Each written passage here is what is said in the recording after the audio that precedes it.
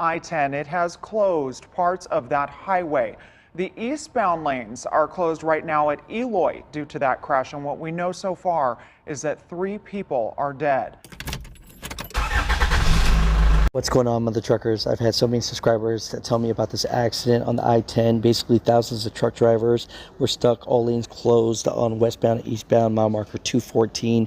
Basically, a patrol officer was trying to stop a SUV that had 8 people in it, and the SUV booked it and ran, and they were on pursuit.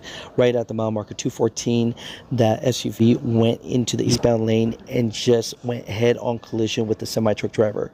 There were 8 people in the SUV. 3 people passed away.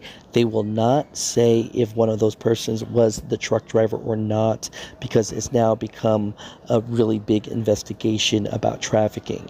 But westbound lanes are now open as of 4 o'clock Arizona time.